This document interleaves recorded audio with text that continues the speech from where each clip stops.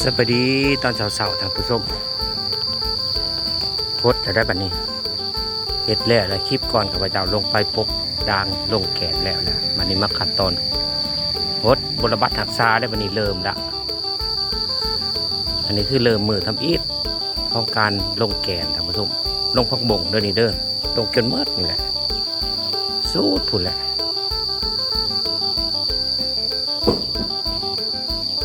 บางม่วงนี่ก็หล่นปุ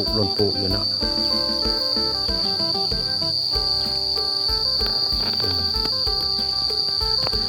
ไปลุ้นน้ำกันท่านผู้ชม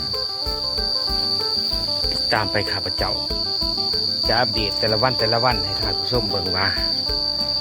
จักวันมันจังเสียนแตกเนาะ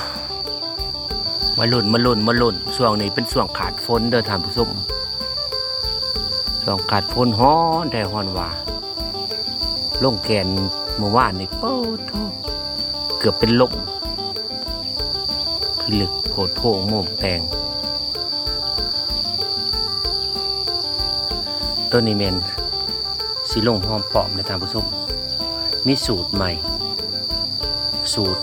เอาเฟืองปก2-3 วันแล้วจังสีเอาแกนลงนะผู้ชมสูตรใหม่ทดลองเบิ่งสำหรับบทเรียนหอมบัวได้แล้ววันนี้สิมาเอาบทเรียนเกี่ยวกับหอมปอมก่อนนะผู้ชมว่ามันสิได้ผลบ่ติดตามไปนำกันเด้อท่านผู้ชมเอาเฟืองนอกจากเทียมดินแล้วก็เอาเฟืองปกเนาะเฟืองปกหดน้ำ3 วันแล้วครับเจ้าจะมาเอาแกนลงมานี่นะทดสอบเบิ่งสูตรนี้ว่ามันสิได้ผลบ่ตัวนี้เป็นสูตรผักบงนี่ได้ผลแล้วท่านผู้ชมก็คือหลังจากที่เฮาเคี่ยมดินแล้วเรียบร้อยแล้วเฮามากะมาเอาฝุ่นชีวภาพห้องพืชหลังจากห้องพืชแล้วข้าพเจ้าจะลงแกนเนาะลงแกนผักบงหลังจากที่ลงแกนผักบงแล้วข้าพเจ้าก็จะมาเอาฝุ่นมาปกอีกบาทหนึ่งเนาะก็คือฝุ่นมักขี้งัวกับขี้ไก่นะท่านผู้ชมกับแกะผสมกันแล้วก็มาปกบางๆหลังจากปกแล้วข้าพเจ้าเอาปุ๋ยเหล็งใส่ก็คือยูเรียใส่บางๆอีกเทื่อหนึ่งท่านผู้ชม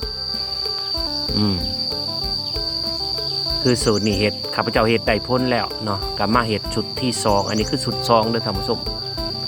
ชุด2ของการใส่สูตรนี้เนาะแต่ว่าเป็นชุดที่3สำหรับการลงพักของข้าพเจ้าก็เก็บกรรมบทเรียนไปแต่ละสุด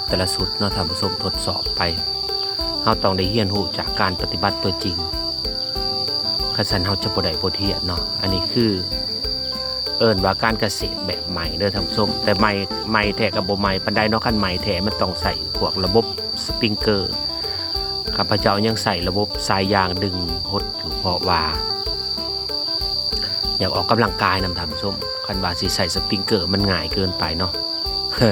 มีแต่เปิดน้ำแล้วอันนี้มันจะต้องได้ดึงสายหด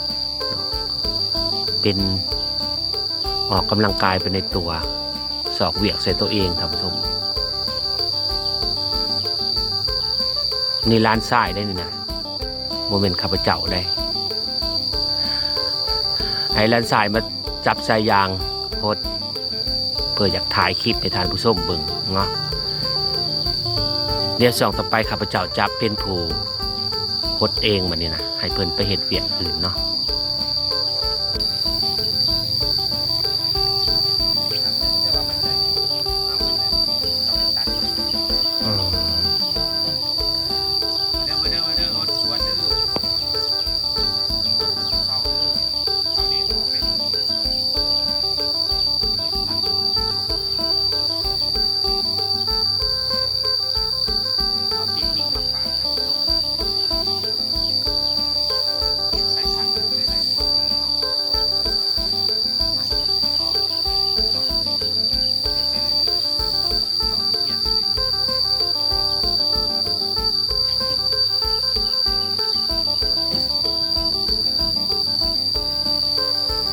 50 วิ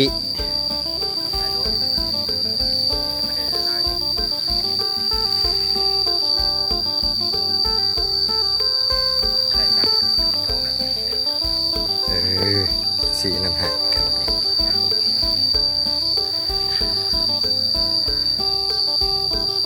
คันนี้มันก็แจ้งเลยเขามาอยู่ห่มเนาะ